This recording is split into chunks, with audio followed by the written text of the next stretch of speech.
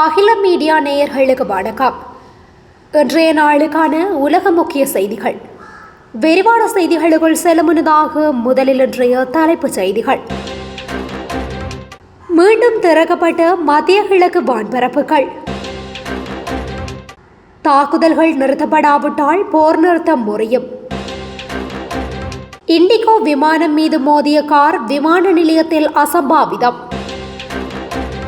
பாகிஸ்தானில் Iran America போர் நிறுத்த பேச்சுவார்த்தை. ஈரானில் இருந்து அமெரிக்க படைகள் பின்வாங்காது ட்ரம்ப் எச்சரிக்கை. வியட்நாம் புதிய அதிபர் பதவியேற்பு. பிரித்தானியா செல்ல முயன்ற நால்வர் ஆங்கில கால்வாயில் பலி. ஏவுகணை சோதனைகளால் உலகில் அச்சத்தை அதிகரிக்கும் வடகொரியா. தொடர்பென விரிவான செய்திகள். ஈரான் மற்றும் அமெரிக்கா இடையிலான போர் நிறுத்த ஒப்பந்தத்தின் காரணமாக ஈராக், சிரியா மற்றும் பஹ்ரைனின் வான்வழிகள் வணிக விமான போக்குவரத்திற்காக மீண்டும் திறக்கப்பட்டுள்ளன. அங்கீகரிக்கப்பட்ட விதிமுறைகள் மற்றும் பாதுகாப்பு நடைமுறைகளுக்கு உட்பட்ட ஈராக் விமான நிலையங்களுக்கு வரும், அங்கிருந்து புறப்படும் மற்றும் அதன் வழியே பயணிக்கும் அனைத்து பயணிகள் விமானங்களும் அனுமதிக்கப்படும் என்று ஈராக் பயணிகள் விமான போக்குவரத்து ஆணையம் அறிவித்துள்ளது.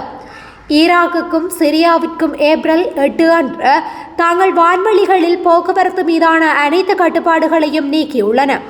ஈராக்கின் வான்வெளி பிப்ரவரி மாத இறுதி முதல் முழுமையாக மூடப்பட்டிருந்தது. அதே சமயம் சிரியா வரையறுக்கப்பட்ட செயல்பாடுகளை மட்டுமே அனுமதித்துள்ளது. பஹ்ரைன் தனது வான்வெளி முழுமையாக திறக்கப்பட்டுள்ளதாக கூறியுள்ளது. இருப்பினும் விமான பயணங்களுக்கு முன் விமான நிறுவனங்கள் அனுமதி பெற வேண்டும் என்ற நிபந்தனை உள்ளதாக அறிவித்துள்ளது. மேலும் புறப்படும் விமானங்களில் பயணிகளின் எண்ணிக்கை 100ஆக கட்டுப்படுத்தப்பட்டுள்ளது.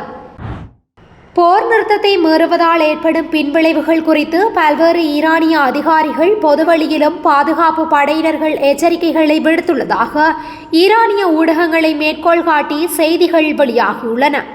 லெபனான் எல்லை மீதான தாக்குதல்கள் ஈரானிய கண்ணோட்டத்தில் போர் நிறுத்த ஒப்பந்த மீறலாக கருதப்படுகின்றன என்று அவர்கள் கூறுகின்றார்கள். பேச்சுவார்த்தை மூலம் தீர்வு காண்பதற்கு வழிவகுக்கும் வகையில் எட்டப்பட்ட ஒப்பந்தத்தின் ஒரு பகுதியாக லெபனான் முனை உட்பட பிராந்தியம் முழுவதும் இஸ்ரேலியர்கள் மற்றும் அமெரிக்கர்களின் தாக்குதல்கள் முழுமையாக நிறுத்தப்பட வேண்டும் என அவர்கள் சுட்டிக்காட்டியுள்ளனர். இந்த நிலையில் நேற்று மத்திய ஈரானில் ஆளில்லா விமானம் சுட்டு வீழ்த்தப்பட்டதை மேலும் ஒரு மீறலாக ஈரான் சுட்டிக்காட்டுகின்றது. தாக்குதல்கள் நிறுத்தப்படாவிட்டால் இந்த செயல்முறையிலிருந்து முழுமையாக விலகக்கூடும் என்று ஈரான் அதிகாரிகள் நிலைப்பாடுகளை அறிவித்துள்ளனர். மேலும் ஹோர்மோஸ் நீரிணையை சுற்றியுள்ள நிலைமை சிக்கலை மேலும் ஒருபடி அதிகரிக்கின்றது. எரிசக்தி சந்தையில் அதன் மூலோபாய முக்கியத்துவத்தை உணர்ந்து தெஹ்ரான் அந்த நீரிணையை ஒரு பேரம் பேசும் புள்ளியாக பயன்படுத்த முயற்சிக்கின்றது.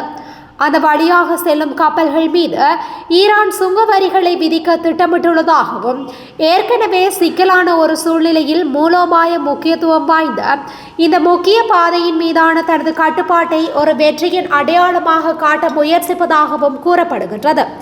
இதற்கமைய தற்போது அனைவரின் கவனமும் இஸ்லாமாபாத் பக்கம் திரும்பியுள்ளது. அங்கு ஈரானிய தூதுக்குழுவினர் தங்கள் வருகையை உறுதிப்படுத்தியுள்ளனர். மேலும் இன்னும் மிகவும் நிலையற்றதாக உள்ள இந்த சூழலிலிருந்து வெளியேறுவதற்கான ஒரே வழி அங்கு ஒரு ராஜதந்திர தீர்வு காண்பது மட்டுமேயாகும். இந்தியா கொல்கத்தா விமான நிலையத்தில் இண்டிகோ விமானம் நிறுத்தப்பட்டிருந்தது. அப்போது அங்கு நிறுத்தப்பட்டிருந்த கார் திடீரென நகர்ந்து வந்து விமானத்தின் மீது மோதிய சம்பவம் பரபரப்பை ஏற்படுத்தியுள்ளது. காரின் ஹேண்ட் பிரேக் செயலிழந்ததால் டிரைவர் இன்றியே நகர தொடங்கிய கார் விமானத்தின் மீது மோதியதாக இந்திய ஊடகங்கள் தெரிவித்துள்ளன. இதில் என்ஜின் பகுதியில் சேதம் ஏற்பட்டதாக கூறப்படும் நிலையில் யாருக்கும் காயம் ஏற்படவில்லை எனவும் தெரிவிக்கப்பட்டுள்ளது.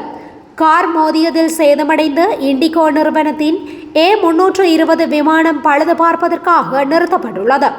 அதேவேளை விமானம் மீது மோதிய அந்த கார் உணவு கொண்டு செல்லும் வாகனம் என கூறப்படுகின்றமையும் குறிப்பிடத்தக்கது. இஸ்ரேல் அமெரிக்கா உடனான மோதல்களை முடிவுக்கு கொண்டு வர பாகிஸ்தானில் நடக்கவிருக்கும் பேச்சுவார்த்தைக்கு ஈரானிலிருந்து 10 பேர் கொண்ட குழு வியாழக்கிழமை வந்தடையும் என ஈரான் அறிவித்துள்ளது. ஈரான், இஸ்ரேல், அமெரிக்கா இடையே கடந்த பிப்ரவரி 28 தொடங்கிய தாக்குதல்கள் ஒரு முடிவை எட்டாமல் தொடர்ந்த நிலையில் ஈரானுடன் 2 வார கால போர் நிறுத்தத்தை ஏற்றுக்கொண்டதாக அமெரிக்க அதிபர் டொனால்ட் ட்ரம்ப் புதன்கிழமை அதிகாலை அறிவித்திருந்தார். அந்த 2 வார கால தற்காலிக போர் நிறுத்தத்துக்கு பாகிஸ்தான் முக்கிய மத்தியஸ்தராக பங்காற்றியுள்ளது. இதனைத் தொடர்ந்து அனைத்து சர்ச்சைகளையும் தீர்ப்பதற்காக ஒரு ஒப்பந்தத்தை எட்டுவது குறித்து பேச்சுவார்த்தை நடத்துவதற்காக அமெரிக்கா மற்றும் ஈரான் தூதுக்குழுக்களுக்கு ஏப்ரல் 10 பாகிஸ்தான் வருமாறு பாகிஸ்தான் பிரதமர் ஷெபாஸ் ஷெரீப் அழைப்பு விடுத்தார். 2 வார கால போர் நிறுத்தம் அறிவிக்கப்பட்ட சில நாட்களிலேயே இந்த முக்கிய பேச்சுவார்த்தை வெள்ளிக்கிழமை பாகிஸ்தானில் நடைபெற உள்ளது. இந்த உடன்படிக்கைக்கு ஈரான் ஒப்புதல் அளித்த நிலையில் அமெரிக்காவின் துணை அதிபர் ஜேடி வேன்ஸ் தலைமையிலான அமெரிக்க தூதுக்குழுவும் பேச்சுவார்த்தைக்கு வந்து சேரும் என எதிர்பார்க்கப்படுகின்றது. மேலும் இந்த வார இறுதியில் அமெரிக்காவுடனான பேச்சுவார்த்தைக்கு முன்னதாக தனது நாட்டின் தூதுக்குழு வியாழக்கிழமை இரவு பாகிஸ்தான் வந்தடையும் என்று பாகிஸ்தானுக்கான ஈரான் தூதர் ரெஷா அமிரி தனது எக்ஸ் தளத்தில் பதிவிட்டிருந்த ஒரு பதிவை நீக்கியது குறிப்பிடத்தக்கது. ஈரானுடன் எட்டப்பட்ட ஒப்பந்தங்கள் முழுமையாக கடைபிடிக்கப்படும் வரை அமெரிக்காவின் முப்படைகளும் பின்வாங்கப்படாது என்று அமெரிக்க அதிபர் டொனால்ட் ட்ரம்ப் தெரிவித்துள்ளார். அமெரிக்கா, இஸ்ரேல், ஈரான் இடையே கடந்த 40 நாட்களுக்கு மேலாக நீடித்து வந்த போர் பாகிஸ்தான் மத்தியஸ்தரின் பேரில் 2 வாரங்களுக்கு நிறுத்தப்பட்டுள்ளதாக அமெரிக்க அதிபர் ட்ரம்ப் செவ்வாய்க்கிழமை அறிவித்திருந்தார். ஈரானும் தற்காலிகமாக 2 வாரங்களுக்கு அனைத்து சரக்கு கப்பல்களும் ஹோர்மோஸ் நீரிணையை திறப்பதாக ஒப்புக்கொண்டுள்ளன. மேலும் 2 நாடுகளுக்கு இடையேயான அமைதி ஒப்பந்த பேச்சுவார்த்தை இஸ்லாமாபாத்தில் நாளை தொடங்கும் என்று தெரிவிக்கப்பட்டுள்ளது. இந்த நிலையில் அமெரிக்காவின் படைகள் பின்வாங்கப்படாது என்று அமெரிக்க அதிபர் ட்ரம்ப் சமூக ஊடகத்தில் பதிவிட்டுள்ளார். இது தொடர்பாக அவர் தெரிவித்திருப்பதாவது, ஒப்பந்தம் முழுமையாக கடைபிடிக்கப்படும் வரை ஏற்கனவே பலவீனம் அடைந்துள்ள எதிரியை துல்லியமாக தாக்கி அழிப்பதற்கு பொருத்தமான மற்றும் அவசியமான கூடுதல் வெடிமருந்துகள், ஆயுதங்கள் மற்றும் பிற தளவாடங்களுடன் கூடிய அனைத்து அமெரிக்க கப்பல்கள், விமானங்கள் மற்றும் இராணுவ வீரர்களும் ஈரானில் அதனை சுற்றியுள்ள பகுதிகளிலும் தொடர்ந்து நிலைநிறுத்தப்படும். ஒப்பந்தத்தை மீறுவதற்கான வாய்ப்பு மிக குறைவு என்றாலும் ஒப்பந்தம் மீறப்பட்டால் துப்பாக்கி சூடு தொடங்கும். அது இதுவரை எவரும் கண்டிராத வகையில் மிக வன்மையாக இருக்கும். அணு ஆயுதங்கள் வைத்திருக்க கூடாது. ஹோர்மோஸ் நீரிணை திறப்பு என்பது உறுதி செய்யப்பட்டுள்ளது. இதனிடையே அமெரிக்க இராணுவம் ஆயுதங்களை நிரப்பிக்கொண்டும் ஓய்வெடுத்துக் கொண்டும் இருக்கின்றது. வெற்றியை ஆவலுடன் எதிர்நோக்கி காத்திருக்கின்றது என தெரிவித்துள்ளார். வியட்நாமின் புதிய அதிபராக அந்நாட்டின் ஆளும் கம்யூனிஸ்ட் கட்சியின் பொதுச் செயலாளர் டோலாம் பதவியேற்றுள்ளார். புதிய அதிபர் தேர்வுக்காக அந்த நாட்டு நாடாளுமன்றத்தில் நடைபெற்ற வாக்கெடுப்பில் கலந்து கொண்ட 495 உறுப்பினர்களும் அவருக்கு ஆதரவாக வாக்களித்தனர். இதன் மூலம் கட்சியின் தலைமை பொறுப்பு மற்றும் நாட்டின் உயரிய அரசு பதவி ஆகிய இரண்டையும் வகிக்கும் மிக வலிமையான தலைவராக டோலாம் உருவெடுத்துள்ளார். வளர்ச்சிக்கு உறுதி. அதிபரான பிறகு நாடாளுமன்றத்தில் ஆற்றிய உரையில் வியட்நாமை ஒரு புதிய வளர்ச்சி பாதைக்கு இட்டு செல்லப்போவதாக டோலாம் சூளுரைத்தார். புதிய பிரதமர் நியமனமாக நிர்வாக ரீதியிலான மாற்றங்களின் ஒரு பகுதியாக வியட்நாம் மத்திய வங்கியின் முன்னாள் ஆளுநர் லே மின் ஹங் நாட்டின் புதிய பிரதமராக தேர்ந்தெடுக்கப்பட்டார். பிரான்சுக்கும் பிரித்தானியாவிற்கும் இடையேயான ஆங்கில கால்வாயில் சிறிய படகு ஒன்று கவிழ்ந்து விபத்துக்குள்ளானதில் 2 ஆண்களும் 2 பெண்களும் உயிரிழந்ததாக பிரெஞ்சு உள்ளூர் அதிகாரிகள் தெரிவித்துள்ளனர். ஹலேஸ் நகருக்கு தெற்கே எக்விஹென் மற்றும் எகால்ட் கடற்கரைக்கு இடையே உள்ள பூலோன் கடற்கரைக்கு அப்பால் நிகழ்ந்த சம்பவத்தை தொடர்ந்து இன்று காலை முதல் மீட்பு பணிகள் ஆரம்பிக்கப்பட்டதாக பிரான்ஸ் ஊடகங்கள் செய்தி வெளியிட்டுள்ளன. விபத்தினை அடுத்து சுமார் 30 பேர் அவசர மருத்துவ சேவையினரால் மீட்கப்பட்டுள்ளதாகவும் தெரிவிக்கப்படுகின்றது. கடந்த 3 ஆண்டுகளில் ஆங்கில கால்வாயை கடந்து பிரித்தானியாவிற்கு நுழைபவர்களின் எண்ணிக்கை வியத்தகு வகையில் அதிகரித்துள்ளது. 2026ஆம் ஆண்டின் முதல் 2 மாதங்களில் உலகின் மிகவும் பரபரப்பான கப்பல் போக்குவரத்து பாதைகளில் ஒன்றான ஆங்கில கால்வாயை கடந்து சுமார் 2200 புலம்பெயர்ந்தோர் பிரித்தானியாவிற்குள் நுழைந்துள்ளதாக ஆக்ஸ்போர்ட் பல்கலைக்கழகத்தின் இடம்பெயர்வு கண்காணிப்பகத்தின் தரவுகள் சுட்டிக்காட்டுகின்றன.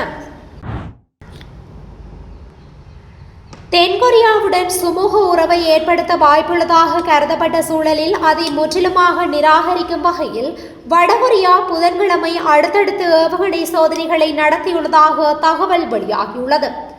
வடகொரியாவின் கிழக்கு கடற்கரை நகரமான வான்சன் பகுதியிலிருந்து சுமார் 700 கிலோமீட்டர் தொலைவு பாயும் ஏவுகணை ஒன்றை ஏவி சோதனை நடத்தப்பட்டதாக தெரிவிக்கப்படுகின்றது. முன்னதாக குறுகிய தூரம் பாயும் பல ஏவுகணைகளை வடகொரியா ஏவி சோதித்தது பிராந்தியத்தில் பதற்றத்தை ஏற்படுத்தியது. வடகொரியாவின் இந்த ஏவுகணை சோதனைகள் ஒரு தேவையற்ற தூண்டுதல் நடவடிக்கை என்று தென்கொரியாவும் பாதுகாப்பு அச்சுறுத்தல் என ஜப்பானும் கண்டித்துள்ளமை குறிப்பிடத்தக்கது. இத்துடன் இன்றைய உலக முக்கிய செய்திகள் நிறைவடைகின்றன.